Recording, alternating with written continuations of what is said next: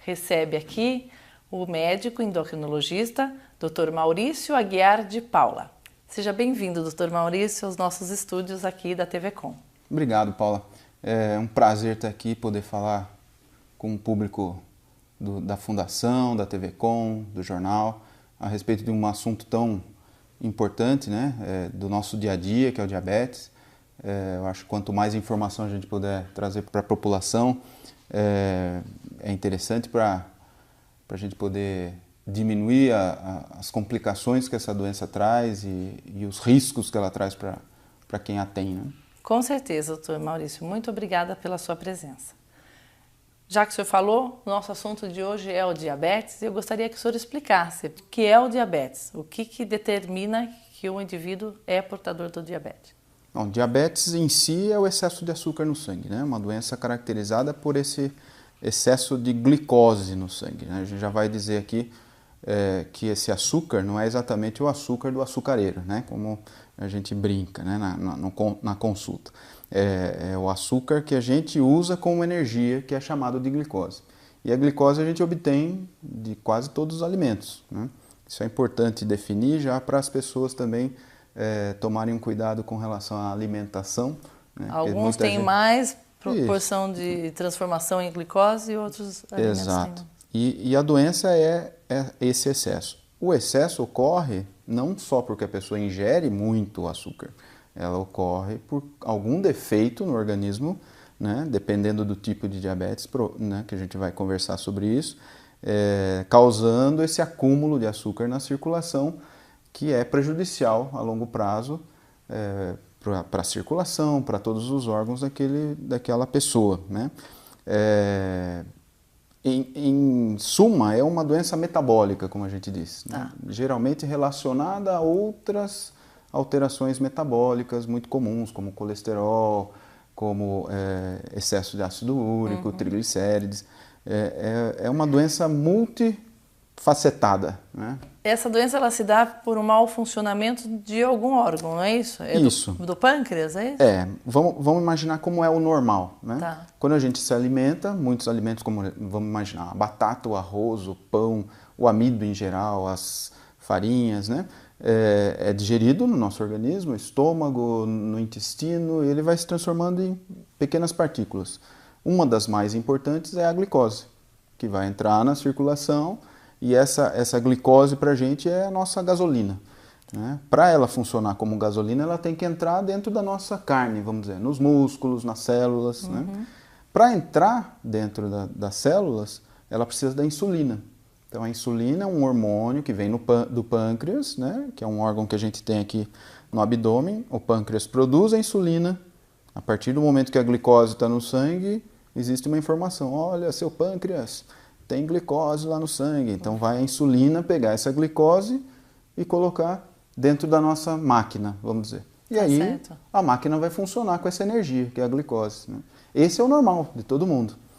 O indivíduo que tem a diabetes, ou não tem mais a produção dessa insulina, que é o mais comum no diabetes tipo 1, depois a gente vai comentar um pouco mais, ou a insulina que ele produz não é suficiente, ou ela não consegue atuar o suficiente, nas portinhas das células, abrindo as células para a glicose entrar, que a gente chama de resistência à ação da insulina, que é mais comum no diabetes tipo 2. Então é um defeito no pâncreas, na produção de insulina e na ação da insulina, que vai acabar causando o diabetes. Doutor Maurício, a partir de qual valor de glicemia eu preciso me cuidar, eu estou diabético ou devo procurar um tratamento?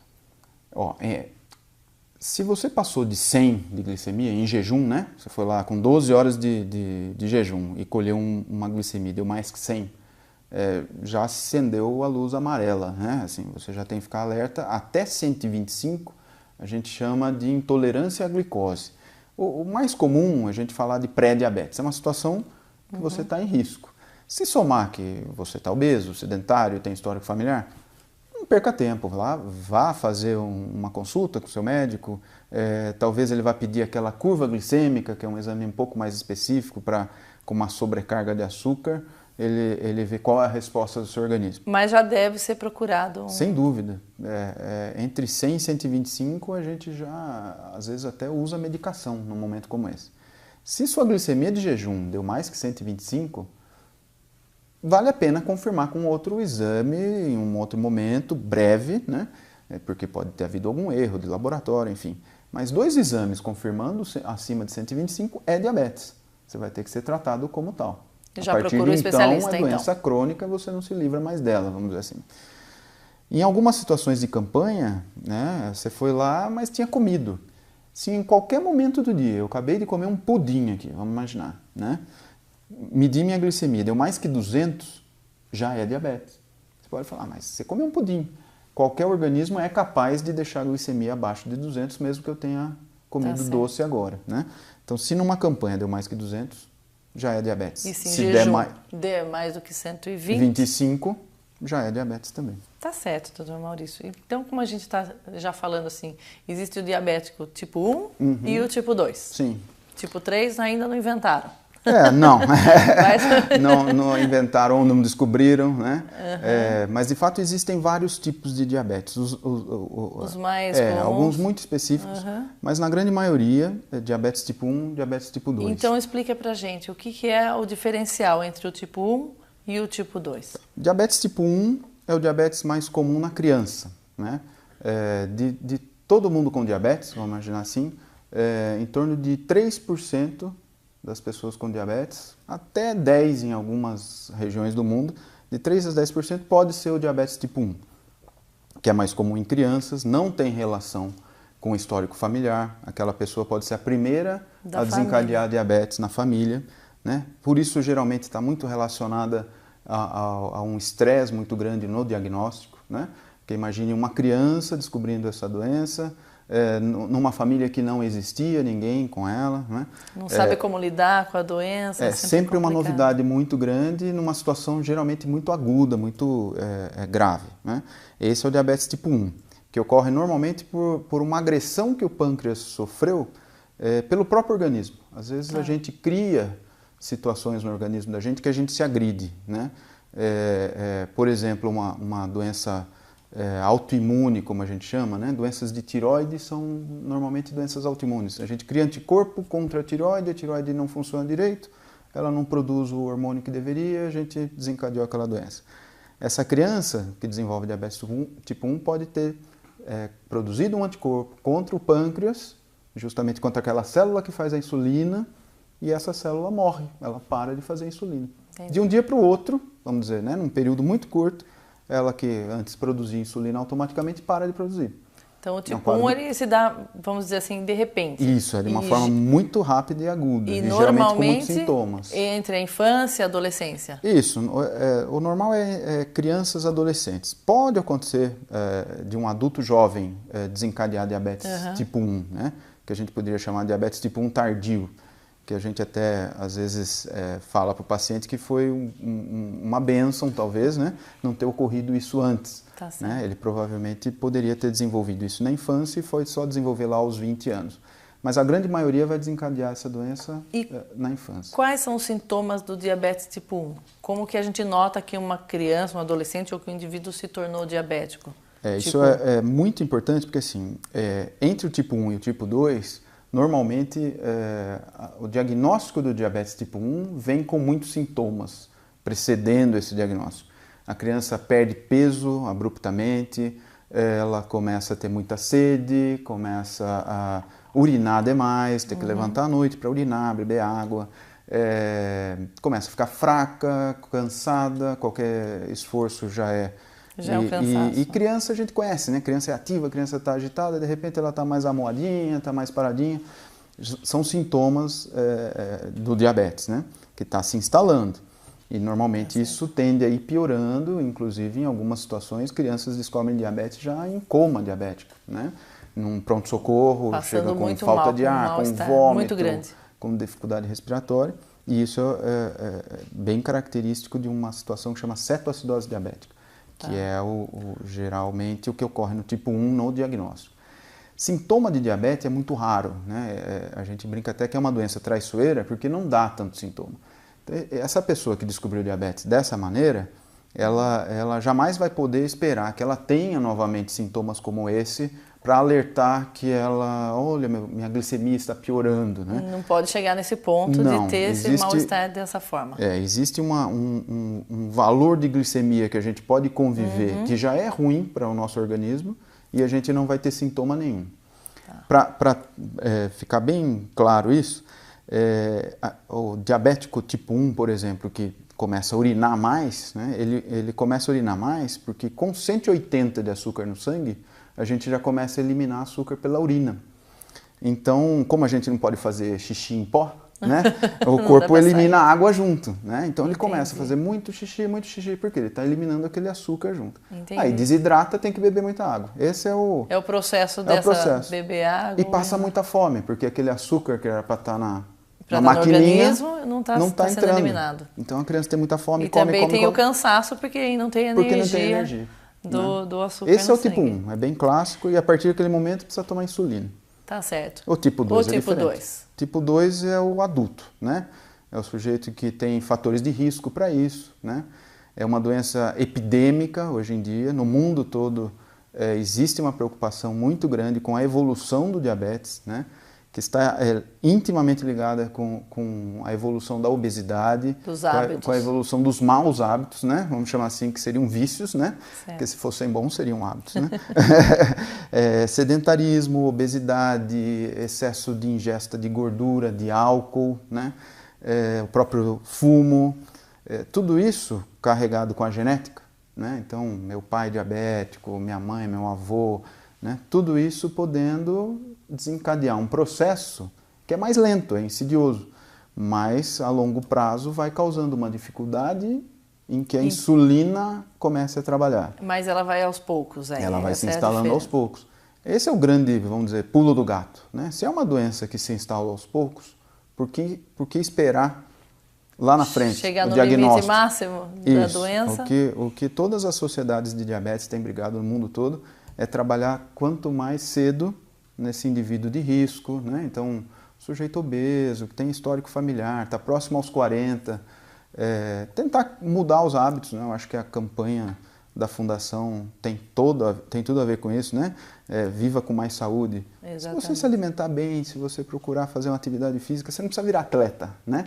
Fazer uma atividade física regular, diária, tentar ter um pouco menos de estresse, né? Acho que a gente pode tentar viver com um pouco menos estresse. Claro. Procurar menos problema, pelo menos. Porque eles vêm até a gente para que procurar. Então, isso seriam medidas preventivas. Exatamente esse tipo ponto 2. Que eu queria tocar com o senhor, doutor Maurício.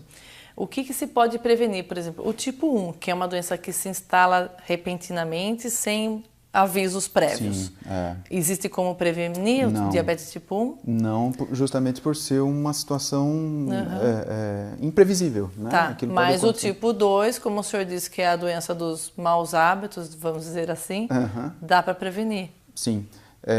Pessoas com fator de risco, pessoas que estão em obesidade, pessoas que estão sedentárias, se elas deixarem de ser, existem números comprovando isso. Se o indivíduo é sedentário e deixa de ser sedentário, que basta você caminhar meia hora por dia, por exemplo, e você já deixou de ser sedentário, você diminui em 30%, pelo menos, o risco de desencadear diabetes. Isso é uma atitude preventiva sem custo. Simples de ser tomada. Simples, não é? E extremamente salutar, né, para o resto da sua vida. Me fale uma coisa, doutor Maurício, homens ou mulheres, existe um grupo de maior risco para essa doença? Não há diferença, é uma doença que não separa sexo, religião, cor, nem CEP, né? Partidária, pode morar onde for queira, ela vai... classe econômica. Existe um fenômeno, acho que é interessante a gente citar, que como existe hoje um acesso maior ao alimento, né? E vamos dizer, aos alimentos ruins, né? de má qualidade. Industrializados também, que antigamente eram muito mais caros, vamos dizer assim. Em algumas populações que existiu, por exemplo, uma restrição de energia, de acesso à energia, o diabetes parece que está se manifestando com maior violência, vamos dizer assim, porque a obesidade tem acontecido também com maior frequência. Existe uma certa relação entre você ter um organismo que já sofreu uma restrição de energia.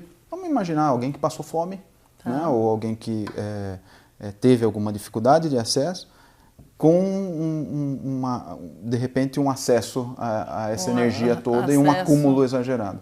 Essa pessoa pode ter maior risco também para diabetes. Então, talvez em algumas regiões a gente pode até ver um aumento mais significativo, né, da doença. Mas todo mundo está sob risco, né? Todo mundo de qualquer idade? Existe uma idade, a não ser essa do tipo 1, vamos dizer que ela se manifesta rapidamente na infância, na adolescência. O tipo 2, existe uma idade mais crítica, a partir da qual a gente deve tomar cuidado? Até então a gente tem a recomendação de orientar que a partir dos 40 você observe, né? Ou faça o exame para investigar se você realmente já tem um diabetes ou pré-diabetes, né? Mas infelizmente por esses maus hábitos, né? A gente tem tido diabetes tipo 2, não o tipo 1, o tipo 2 já se manifestando em adolescentes. Mesmo tipo 2. Nos Estados Unidos isso é muito comum, já existe um alerta, né, com relação a isso por lá. Aqui a gente já está começando a ter que enfrentar essa situação por conta de videogame, internet, batata frita, né, hambúrguer, e essa vida que a criança leva hoje, né? Falta de segurança, enfim, vários motivos a gente está deixando as crianças dentro de casa, sedentárias e comendo, né? E as crianças não eram sedentárias, não é para ser, né? É para brincar, é para se movimentar. Pipa, né? Jogar uma bola. Como que faz para conviver com o diabetes? Porque é uma doença que o senhor disse, ela vem devagar às vezes ou rapidamente, não importa de que forma ela venha, mas hoje em dia tem tratamentos eficientes, as drogas são mais eficazes. Como se dá esse tratamento do diabetes? Acho que a conversa continua no mesmo tom, né? Aquilo que eu disse, não é uma condenação. Você teve o diagnóstico, né? Ótimo, você não preveniu antes, comece a se prevenir agora das complicações. Como que você vai conviver com essa doença sem que ela te traga problemas? Se alimentando bem, fazendo atividade física, tudo aquilo que você deveria ter feito. Que você não fez na lição de casa, vai fazer na recuperação. É engraçado que alguns pacientes, eles até dizem, olha, você sabe que até foi uma boa para mim, né? É interessante isso, eles não falam pejorativamente, não é uma situação, né? Olha, a partir daquele momento eu tomei consciência e hoje existem atletas que são diabéticos, por conta do descobrimento do diabetes. Porque começam a se exercitar. Um menino que começou a nadar porque seria bom. Tem um americano com 9 medalhas em Olimpíada que é diabético tipo 1. Olha só que interessante. Quer dizer que o diabetes não é empecilho para que a pessoa tenha uma vida normal. Pelo contrário, ele vai passar a viver de um jeito, ou deveria passar a viver de um jeito, como todo mundo. Mais saudável. Comendo bem, fazendo exercício, controlando o estresse, olhando para a saúde, né? Procurando um médico com frequência, fazendo exames, tomando os remédios adequados, né? E aí o diabético, ele toma insulina todo dia, uma vez por dia? Isso vai depender do tratamento? Esse é o diabetes tipo 1, né? O diabético tipo 1, a partir do momento do diagnóstico, precisa tomar insulina todo dia, né? Ele parou de produzir, ou ele tem muito pouca insulina, então ele precisa tomar. Existem tipos diferentes de insulina, né? A insulina, por exemplo, que nós temos na rede pública, a insulina humana NPH, ela tem uma ação de 8 a 12 horas no nosso organismo. Então, pelo menos 2 vezes por dia, aquela criança vai ter que aplicar insulina. Se não mais, 3, para fazer um controle adequado.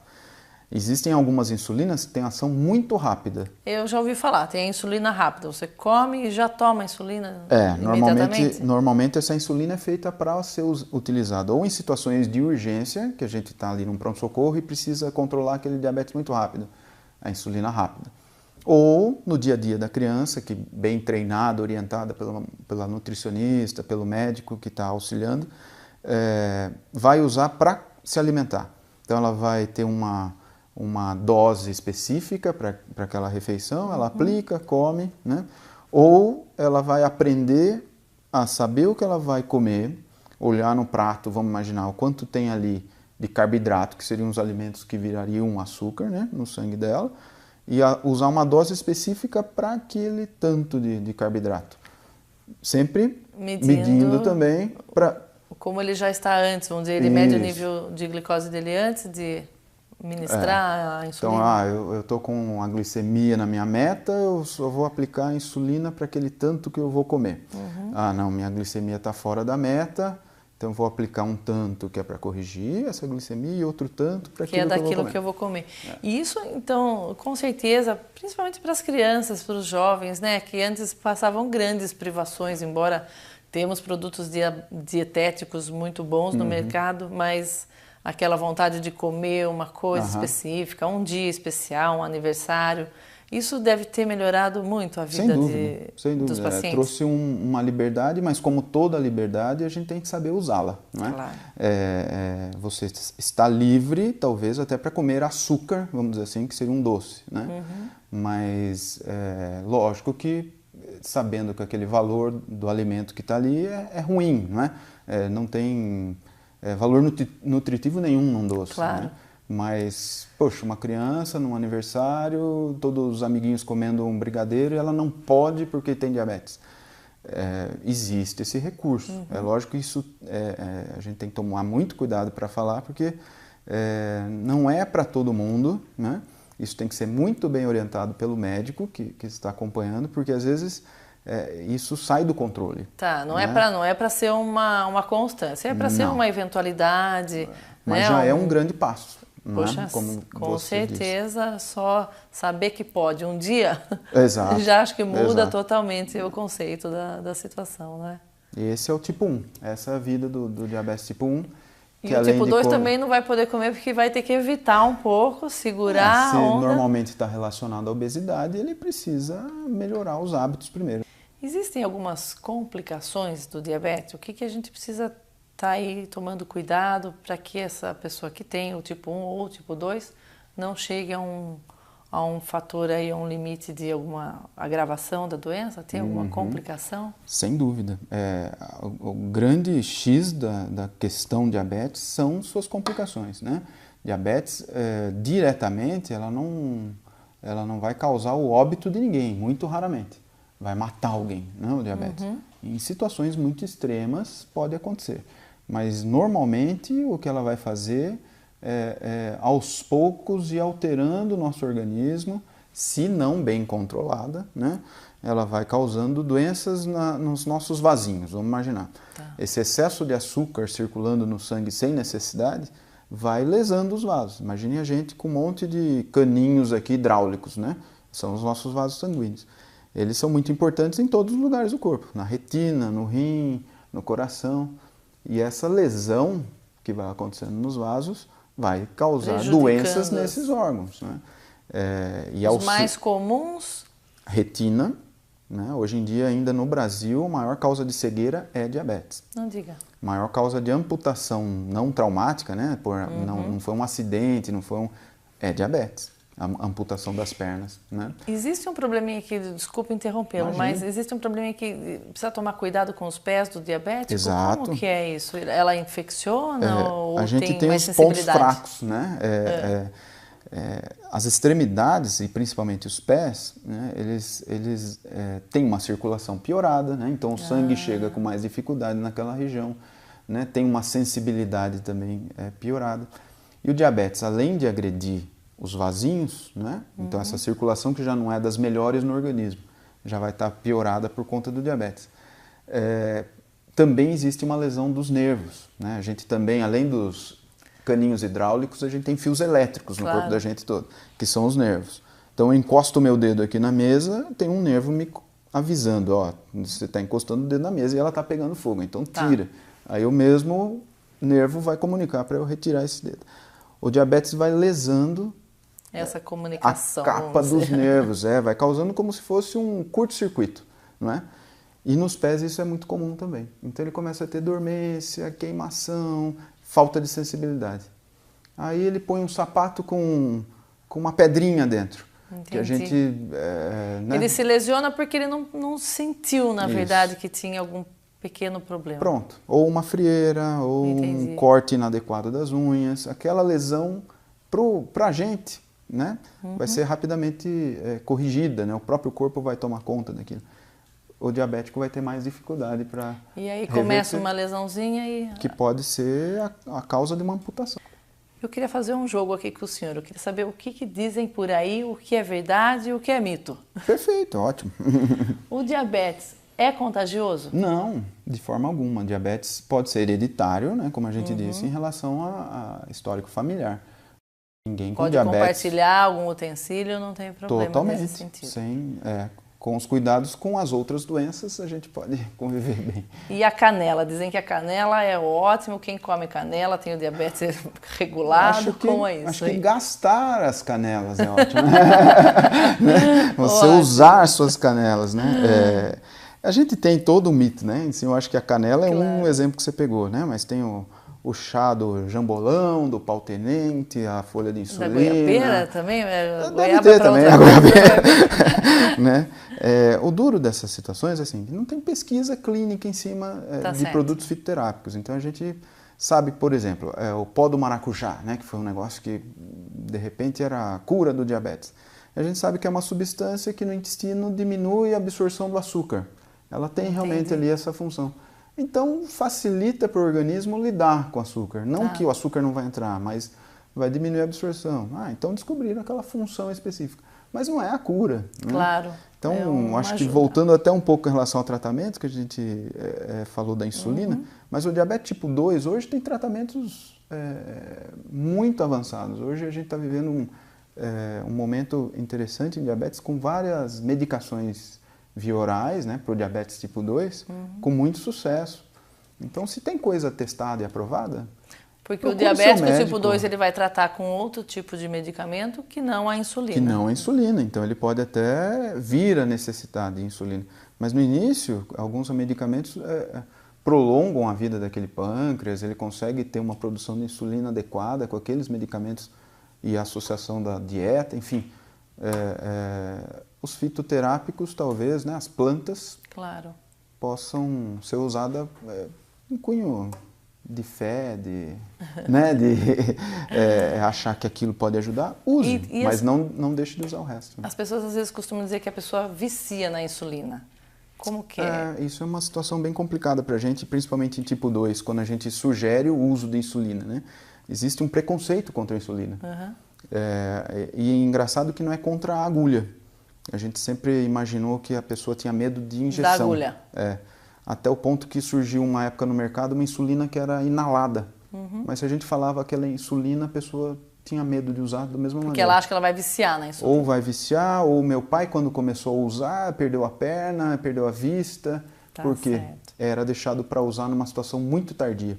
Então a insulina é bom pra gente. A gente tem, eu tenho, você tem.